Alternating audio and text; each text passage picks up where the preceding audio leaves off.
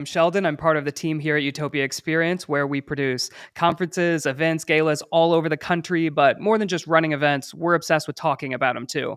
So today I'm here to help guide this conversation, keep an eye on any questions in the chat, and make sure we pull out the best insights for you.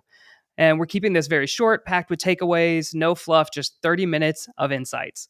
So whether you're on a work break or a treadmill walk, whatever, dive in with us. Today's topic is the power of presence, creating authentic moments on stage and off. And leading today's conversation is Joey Goon. He's the president here at Utopia Experience. And we're joined today by somebody very special, John Gucci Foley. Now, John is a former lead solo pilot for the Blue Angels. He's a keynote speaker to over 1,500 organizations worldwide, a Stanford fellow, a best-selling author, and a mindset master.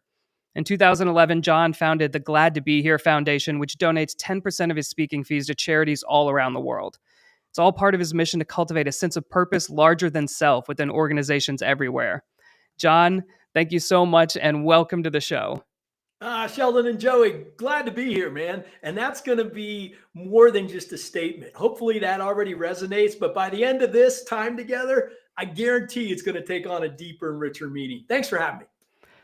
Very excited to have you. And I know Joey is very excited to get into this. So I'm going to hop into the green room and let you two take it away. John, I don't know. Sheldon, thank you so much, by the way, for the awesome intro. And John, I'm just so grateful. I want to start with gratitude. Just so grateful for who you are as a human being, man. And I don't know if it's coincidence or fate, but as fate would have it, right before we jumped on, a song by Shepherd called Learning to Fly played on my Spotify playlist. Learning to Fly. It's the perfect segue into our conversation today because you were literally a pilot for the Navy and the Blue Angels. And I wanted to start with gratitude because you're such a cool human being and you are one of the most authentic individuals that I've ever met. I'm just curious from someone you've done so much. Do you ever get nervous? How does going on right now, how does going on LinkedIn Live comparing to the pressure of flying for the Navy or namely the Blue Angels?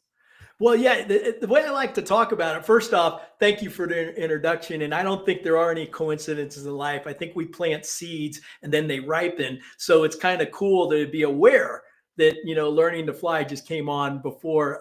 But to answer your question on being nervous, the answer is yes. I like to say I'm scared all the time. I'm okay with being scared, but I'm never afraid. And to me, there's a big difference, right? So before flying in a Blue Angel air show, man, you better be a little scared.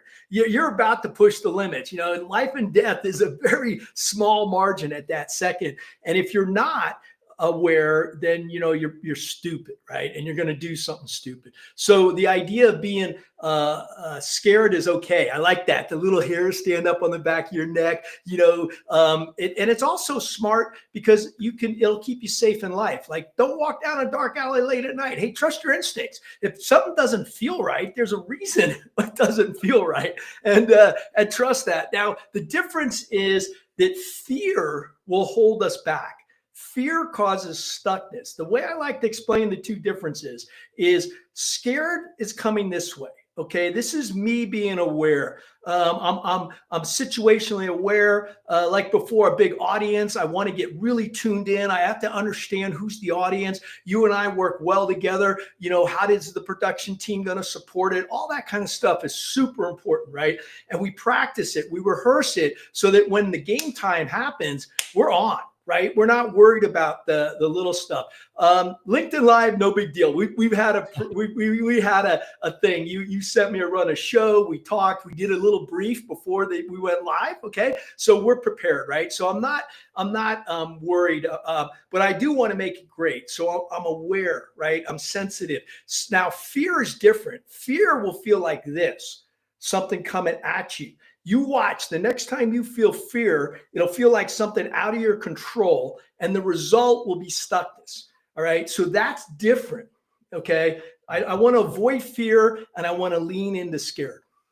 It's a beautiful share. Thanks so much for sharing that. Yeah. Dude, let's talk about the glad to be here mindset. Sure. By the way, so we worked with you at the EO Eccentric event in Fort Worth a couple of months ago, and you came back and did we did the brief before Yep. before you stepped on stage, the debrief afterwards. By Yeah. the way, I love the idea of preparedness because we knew that you had all of these like visual elements and really impactful videos. Yep. We actually bolstered up our sound production. We had Oh, new nice line job. array systems that we wanted to test out. We put ancillary like satellite speakers in the room because we wanted to provide that, that 3D surround sound Yeah, you could experience. feel it, by the way. The room was vibrating. You had subs or something, but it was cool. It was really special. So like that preparedness is Yeah. so critically important. You mentioned the run of show before we did LinkedIn Live, but like you exemplify that in every meaning of the word. Like you are so prepared and so thoughtful and so authentic on site.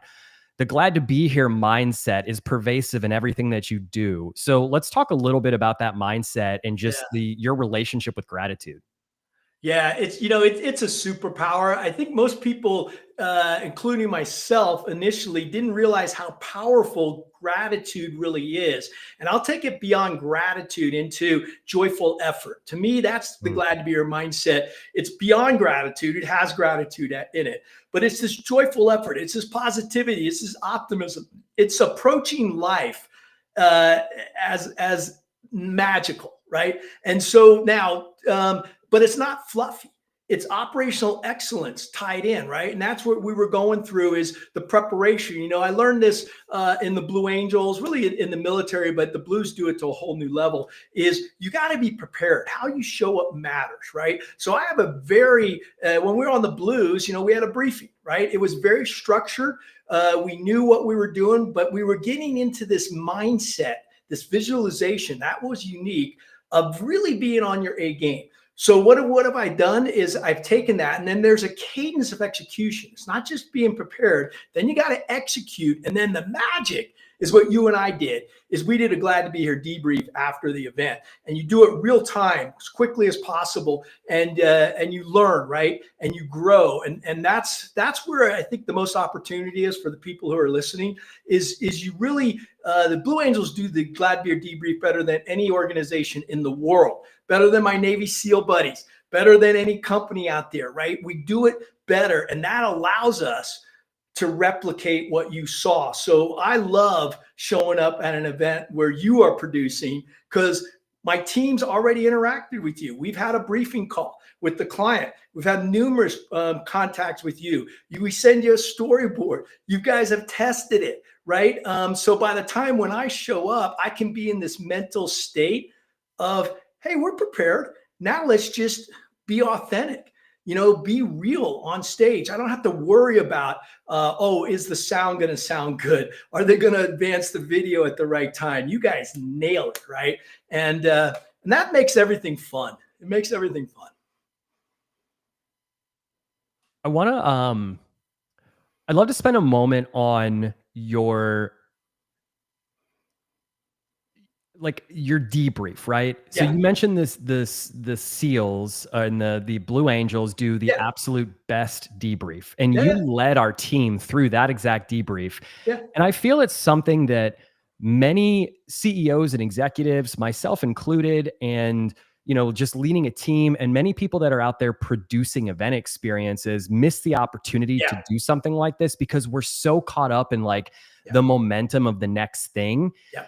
So could you maybe unpack that debrief and what it looks like so perhaps people could pull little nuggets of wisdom from that and lead it with their own teams? Yeah, absolutely. So you just nailed the biggest problem is most people don't do it, or they only do it when there's a problem. Okay. So if something happened, you're going to debrief. Okay. That's not the only debrief. The answer is yes. Okay. You want to create a cadence of execution where it becomes a learning. It's part of what I call learn, grow, give, right? So I got to learn every day, but learning's not enough. This is the growth phase, meaning what can I apply next time? So the idea of the glad to be here debrief is really twofold. Okay, so let's go to the first part of your question. One is make it part of your cadence. Don't be an add-on. Don't go, oh, by the way, let's go ahead and do a debrief. No, this should be baked into your run of show.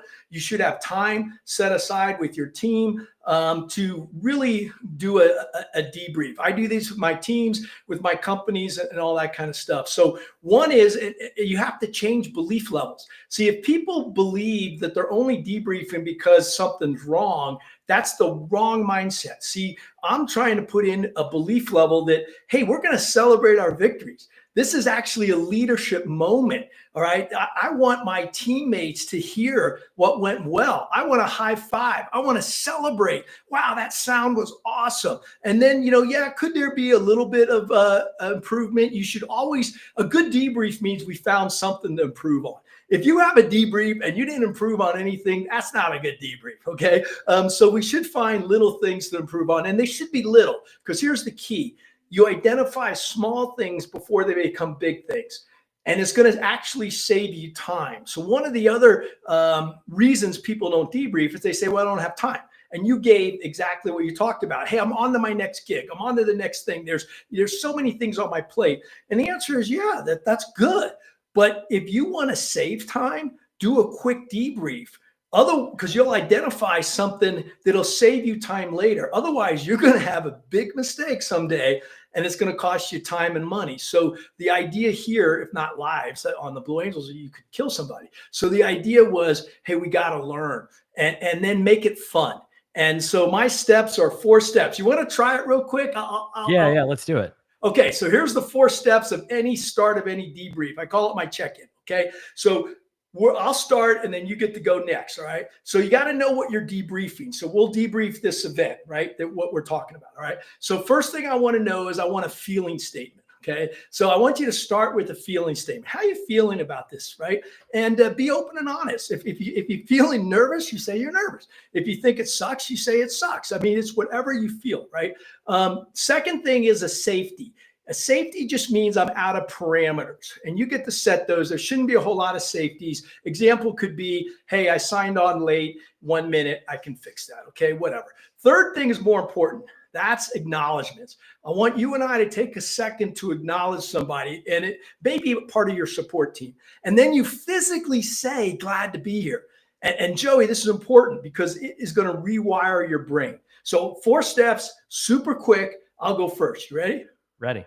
Okay, so how am I feeling? Man, I'm excited. I hope you can tell. I'm excited as hell. I'm very grateful, by the way, about your audience. See, that's more important to me. As much as I like talking to you, I'd rather grateful that the audience is here and they have something hopefully they can take away. No safeties on my part. I was prepared. I'm excited. I want to acknowledge Sheldon and on my team, Hawk, who did the preparation. You guys gave us a nice run of show. You asked some good questions. So the preparation was really world class. And I'm just glad to be here, buddy. Over to you. Yeah. So the emotion that I'm feeling right now is a tremendous sense of joy. And I'm just overwhelmed with gratitude that you could be anywhere in the world and you chose to be here with us. The safety, something that, is just coming to mind is I feel an incredible amount of preparedness because of the content team that we have and because of Sheldon and his preparedness. So I just wanted to give a shout out to Sheldon. No real safeties on my end, other than I would share just vulnerably and authentically that every time I go on LinkedIn Live, there are the nerves. I do get the clammy hands because we are out there on display for our entire audience. But that's also something that I love to lean into, and it gets me excited and optimistic. And another acknowledgement is a lot of our team is on right now. Just want to give a shout out to our account exec, Laura Hogan and PJ Fuller, and of course, Sheldon and Steph, who are in the green room behind the scenes. And I missed one thing at the end. What else am I supposed to do? Oh, the most important thing. What does it say right here? Glad to be here. Of course, I'm glad to be here. Now, why do you say that, though? Why do you think that's the most important thing? What comes to mind for me is the art of presence. I do my Sam Harris meditation every single morning. And we're so, I'll speak for myself and my experience. We can be so quick to move from thing to thing to thing, thinking backwards about the past and things we would change, or forwards about the future and things that are ahead of us, that it's very hard, especially in this digitally connected world where we're in this constant digital deluge and stimulation, to just be grateful for the moment that is right in front of us. Yeah, man, you nailed it. See, it's about the present moment. You watch when you're suffering, you're probably either thinking about the past, something that didn't go well, or you're anxious about the future. If you stay in the present, that is where the joy really is, right? And on the other thing with the glad to be here debrief, by saying glad to be here, you actually hear yourself say glad to be here. It's rewiring your brain. Okay, there's a ton of science on this now that we actually can rewire our brains. And here's the key: it's not fluffy. I think one of your, I see some questions popping up, and someone said, it's not fluffy. You're absolutely right. This is not fluffy stuff. This is excellence, but being authentic and real and moving the ball forward. So glad to be here becomes a mantra. It's our whole business is based off of that. And it's a mantra that how you see the world. And you watch, the more you do this, the world will actually change in front of your eyes, because the world's coming from you, not at you. Oh, I love that. Dude, how do you balance? I mean, you're such a great storyteller. How do you balance? Let me take a step back. Even one step, 30,000 foot view. What separates a good keynote from an unforgettable experience? And then if you want to zoom in slightly further, how do you, because you're one of the best storytellers that I've ever seen on stage, how do you balance storytelling and audience participation? Because you are so locked in. It's like, it's that level of precision that I would only expect from someone like yourself, who's a Blue Angel pilot. Like, can you speak on that a little bit? Yeah. Well, I think you nailed it. It's about an experience, not just a keynote, right? Anybody can get up there and give content, all right? That's not what we're trying to do. You're trying to give an experience to someone. So it really doesn't, it's less about me and more about them, right? If I can tell a story, if I can tell a principle, but those aren't that hard. We all have those, okay? The hard part is connecting it back to your audience. So that's what I spend my time doing. All right, is I got to understand the audience, but more importantly, how can I connect to them real time? And you have to be authentic, because you can feel your audience, right? You can tell when you're losing them or when they're totally engaged. And the point is, I want to make it the experience unforgettable to them. So how do we do it? The same way we did it on the Blue Angels, okay? We use these super cool supersonic jets. All right. But that's not, the experience was not about the jets. It was, our goal was to create an experience of a lifetime, to create awe in another human being. See, I want to inspire another human being. I just use the jets as a tool. And so same thing with the keynotes. We have cool videos, we have great sound, but it's just a tool to connect into someone else's heart. The preparation is critical. All right. So on the Blue Angels, we had 30 maneuvers. Each maneuver has multiple checkpoints, 1 mile, 2 mile, 3 mile checkpoints. I go through those things in my head before I go flying.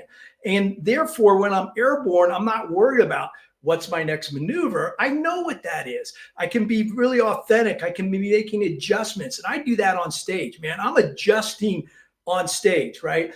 Even though we do have a set, let's say, storyboard, I'm adjusting the story. I'm adjusting, how do I relate that back to them? I engage the audience. As you know, we go out into the audience. We say, hey, what did you just see in that video? And then I let them unpack it, right? And then I reinforce what they're saying. So the idea is that I want them to walk away with what the word you used, an experience. They're going to remember not only how they felt, they're actually going to have some takeaways that lets them improve, like the Glad to Be Here debrief. Love it, brother. Love it.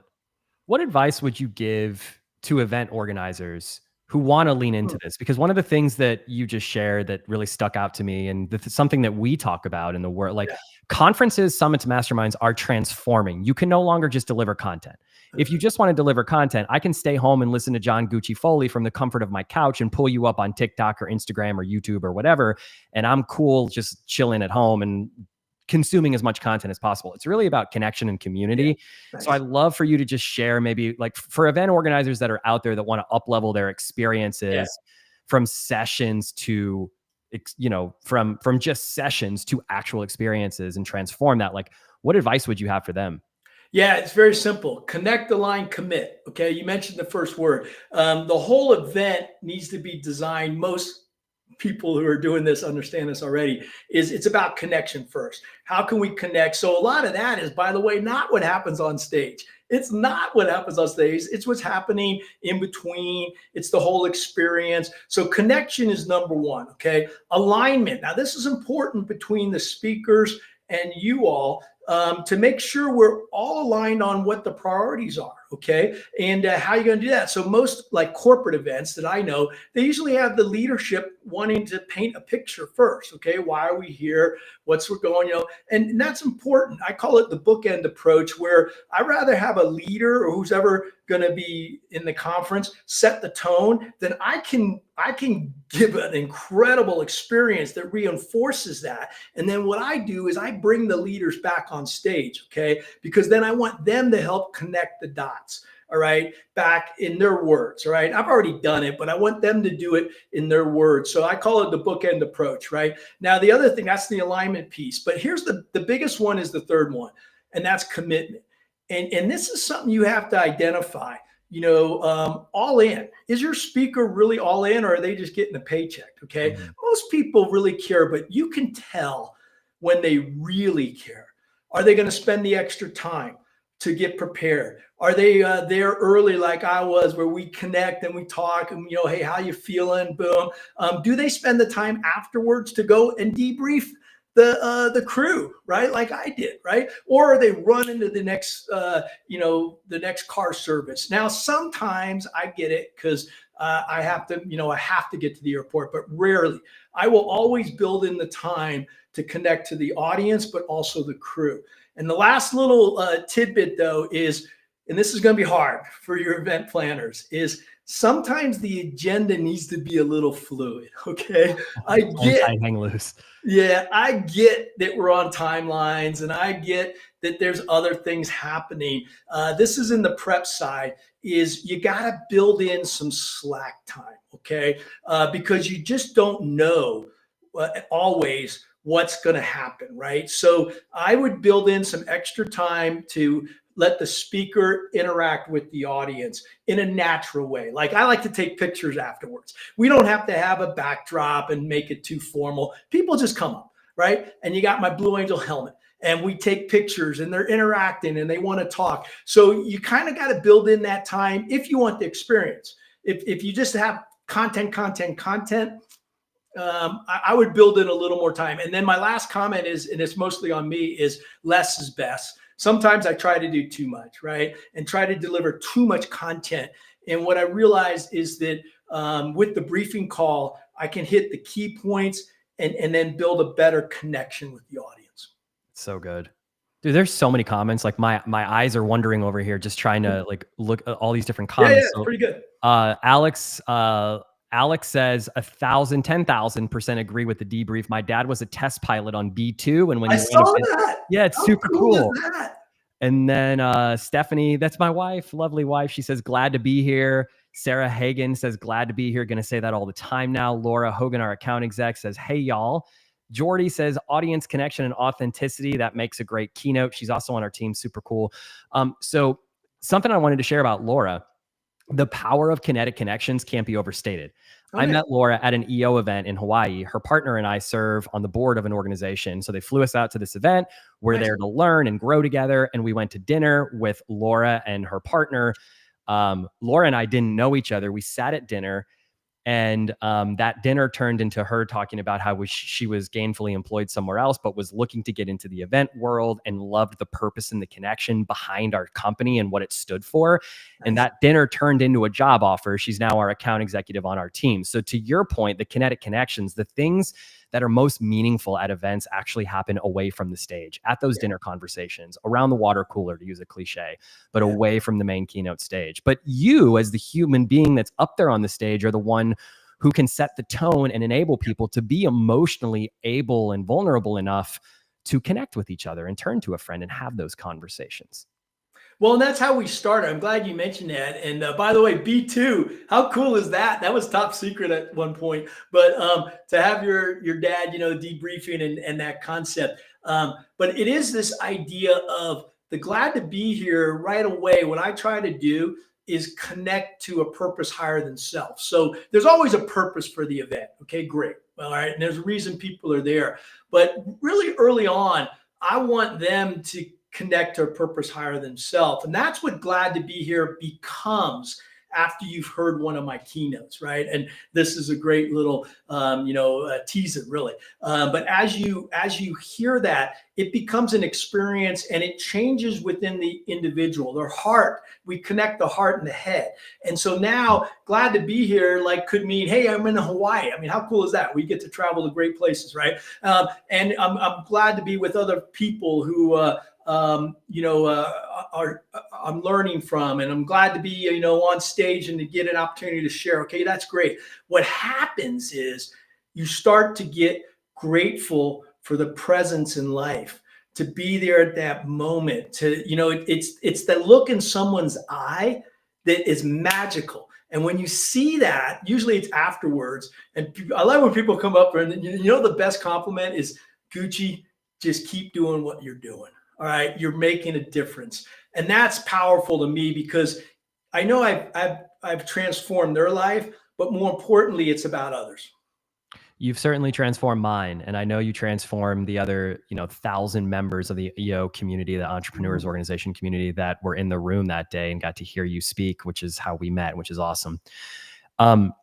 John, I want to share a resonant frequency story with you. Please. And that word is like, what does the word mean? Well, great. I'm glad you asked. And it's something that one of my mentors shared that stuck with me ever since. And he was a kid walking the streets of downtown Chicago with his single mom, and he saw this Ferrari drive by, and his eyes were like, what kind of car is that, Mom? And she looked at him and said, that's a Ferrari, a car that you nor anyone we ever know will own. And so fast forward a couple decades, he sells the company Priceline.com. Wow. And what's the first thing he buys? That Ferrari.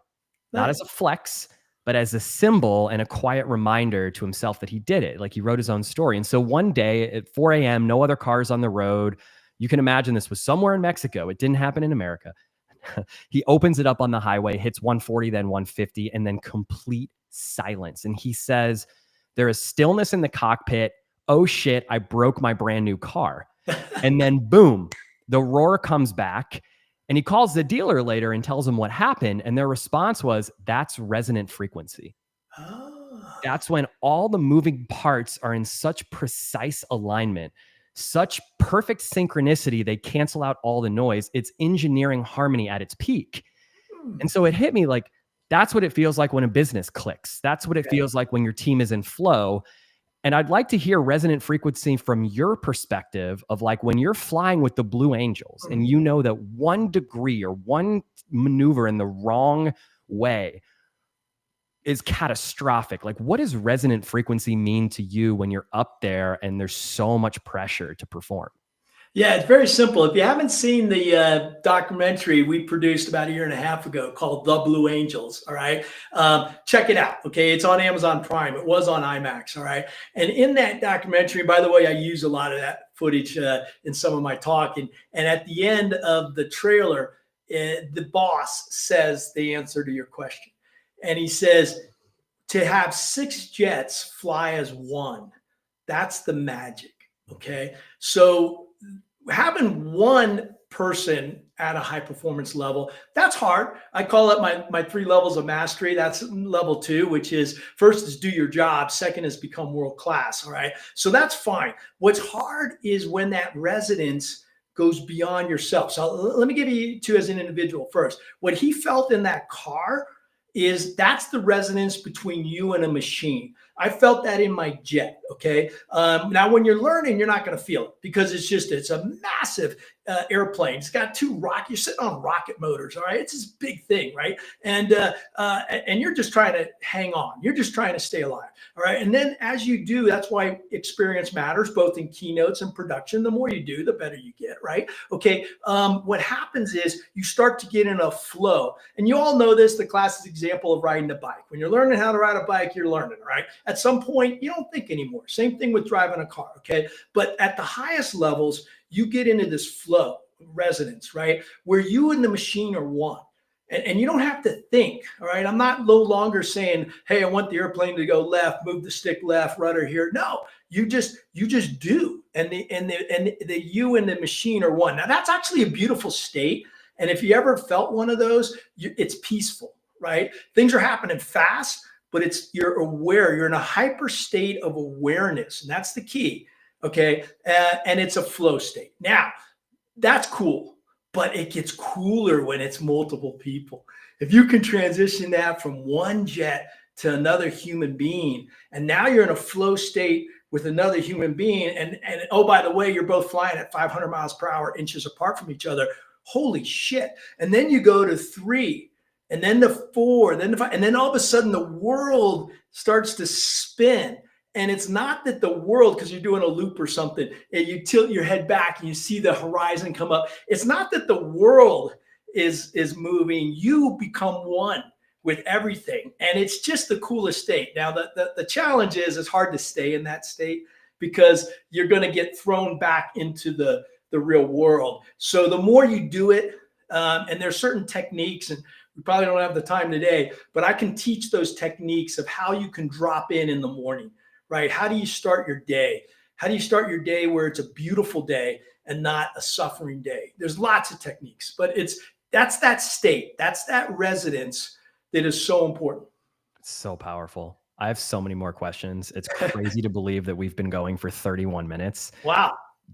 John, if someone wants to go deeper with you and unpack this further, where do they go? If they want to bring you in as a leadership coach to coach their team, or have you speak at their event, or if they want to buy books from you, or go, download your documentary and watch it, all the things. Yeah. Well, go to Glad to Be Here and johnfoleyinc.com. Okay, we're in a transition, believe it or not, going from johnfoleyinc.com, great website. And if you want keynote speaking, you want training, you want books, you want t-shirts, you want all that kind of stuff, great. But we're in a transition to this Glad to Be Here mindset. And the new book's going to be coming out here pretty soon too, called the Glad to Be Here mindset. But there's all the social channels, right? I've got a new marketing team, and we're working on a new YouTube channel. LinkedIn, of course, is great for our audience. The point is, John Gucci Foley, let's just make it an experience. It's less about me. If you have events that you're doing, if this is the right fit, and it's got to be the right fit, right? The client comes first.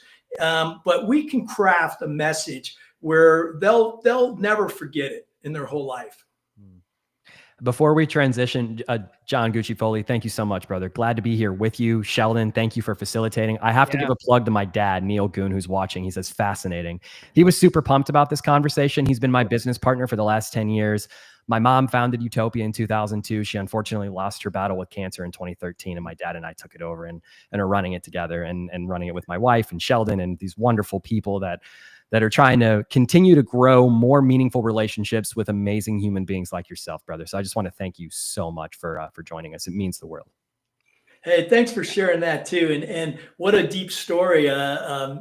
Hello to your dad, your wife, and a team. There's a power to a team, right? And when you're all aligned on that same purpose, higher than self, the end result is incredible. I've experienced your production. It's great.